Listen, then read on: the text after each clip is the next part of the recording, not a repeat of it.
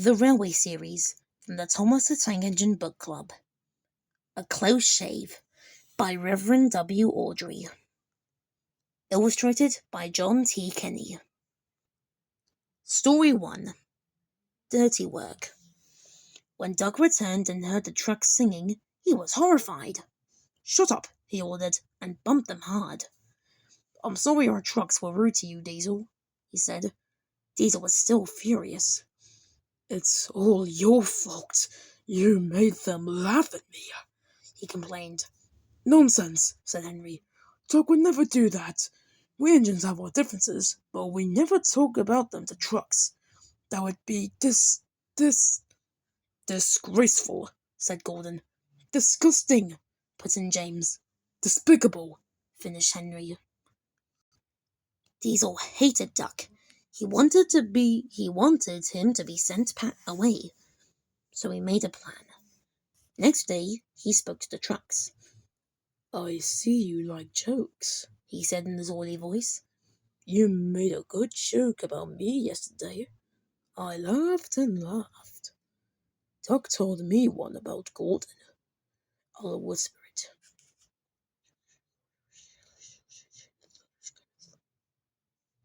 Don't tell Gordon I told you." And he sniggered away. Guffawed the trucks. "Gordon will be cross with Doc when he knows. Let's tell him and pay Doc out for bumping us." Diesel went to all the sidings, and in each he told different stories. He said Doc had told them to him. This was untrue, but the trucks didn't know. They laughed rudely at the engines as they went by, and soon Gordon, Henry, and James found out why. "Disgraceful," said Gordon. "Disgusting," said James. "Despicable," said Henry. "We cannot allow it." They consoled together. "Yes," they said. "He did it to us. We'll do it to him and see how he likes it." Doug was tired out. The trucks had been cheeky and troublesome. He had had hard work. He had had hard work to make them behave. He wanted the rest of the sheds. "Whoosh! Keep out!" The three engines barged his way, and Doug and Diesel looked behind. "Stop fooling," said Doug. "I'm tired." "So are we," hissed the engines. "We're tired of you. We like Diesel. We don't like you. You tell tales about us to trucks. I don't, you do. I don't, you do." The vac controller came to stop the noise. "Doc called me a galloping sausage," spluttered Gordon. "Rusty red scrap iron," hissed James. "I'm old square wheels," fumed Henry. "Well, Jock?" Doc considered. "I only wish, sir," he said gravely, "that I thought of those names myself, if the dome fits." The vac controller coughed. "He made trucks laugh at us," accused the engines. The vac controller recovered. "Did you, Duck?" "Certainly not, sir. No steam engine would be as mean as that." "Now, Diesel, you heard what Duck said?" "I can't understand it, sir. To think that Duck, of all engines. I'm dreadfully grieved, sir, but no, nothing." "I see." Diesel squirmed and hoped he didn't. "I am sorry, Duck," the vac controller went on, "but you must go to Edward Station for a while. I know he'll be glad to see you." "Beg pardon, sir. Do you mean now?" "Yes, please." "As you wish, sir." Doug trundled sadly away, while Diesel smirked with triumph in the darkness. Story 2. A Close Shave. So Doug came to Edward Station. "It's not fair," he complained. "Diesel had made the vac controller and all the engines think I'm horrid." Edward smiled. "I know you aren't," he said, "and so does the vac controller. You wait and see." Doug felt happier with Edward. He helped him with his trucks and coaches, and and sometimes help foreign engines by pushing their trains up the hill. But Gordon, Henry, and James never spoke to him at all. One day, he pushed behind the goods train and helped it to the top. "Beep, beep, goodbye," he called, and rolled gently over the crossing to the other line.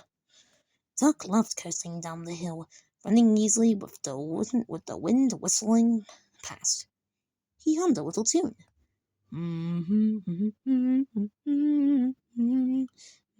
Beep, beep, beep. That sounds like a guard's whistle, he thought. But we haven't a guard. His driver heard it too, and looked back. "Hurry, Duck, hurry!" he called urgently. There's been a breakaway. Some trucks are chasing us." There were 20 heavily loaded trucks. "Hurrah, hurrah, hurrah!" they laughed. "We've broken away, we've broken away, we've broken away." And before the signalman could change the points, they followed Duck down onto the down line. "Chase him! Bump him! Throw him off the rails!" they yelled, and hurtled after Duck, bumping and swaying with ever-increasing speed. The guard saved Duck, though the trucks had knocked him off the van. He got up and ran behind, blowing his whistle to attract the driver's attention. "Now what?" asked the fireman. "As fast as we can," said the driver grimly. "Then they'll catch us gradually." They raced through Edward Station, whistling furiously, but the trucks caught them with a sudden jar. The fireman climbed back, and the van's brakes came on with a scream. Braking carefully, the driver was gaining control. "Another clear mile and we'll do it," he said. They swept around the bend. "Oh, glory, look at that!" A passenger train was just pulling out onto their line from the station ahead. The driver left the reverser, hard over, full steam, whistle. "It's up to you now, Duck," he said. Duck put every ounce of weight and steam against the trucks. They felt his strength. "On, they yelled, but Duck was holding them now. "I must stop them! I must!" The station came nearer and nearer. The last coach cleared the platform. "It's too late!" Duck groaned and shut his eyes. He felt a sudden swerve, and slid, shuddering and groaning, along a siding. A barber had set up shop in a wooden shed in the yard. He was shaving a customer. There was a sliding, groaning crash, and part of the wall caved in. The customer jumped nervously, but the barber held him down. "It's only an engine," he said calmly, and went on lathering. "Beg pardon, sir," gasped Duck. "Excuse my intrusion." "No, I won't," said the barber crossly. "You frightened my customer and spoiled my new paint. I'll teach you." And he lathered Duck's face all over. Poor Duck. They were pulling the trucks away when the van controller arrived. The barber was telling the workman what he thought. "I do not like engines popping through my walls," he fumed. "It disturbed my customers." "I appreciate your feelings," said the van controller, "and we will gladly repair the damage. But you must know that this engine and its crew have prevented a serious accident. You and many others might have been badly hurt." The van controller paused impressively. "It was a very close shave," he said. "Oh," said the barber. "Oh, excuse me." He ran into a shop, fetched a basin of water, and washed Duck's face. "I'm sorry, Duck," he said. I didn't know you were being a brave engine." "That's all right, sir," said Duck. "I didn't know that either."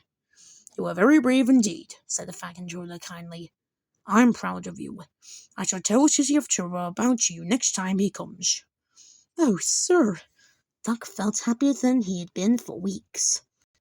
"And now," said the van controller, "when you are mended, you are coming home." "Home, sir?" "Do you mean the yard?" "Of course." "But, sir, they don't like me. They like Diesel." "Well, not now." The van controller smiled. "I never believed Diesel. After you went, he told lies about Henry. Sure, I sent him packing. The engines are sorry and want you back." So, when a few days later he came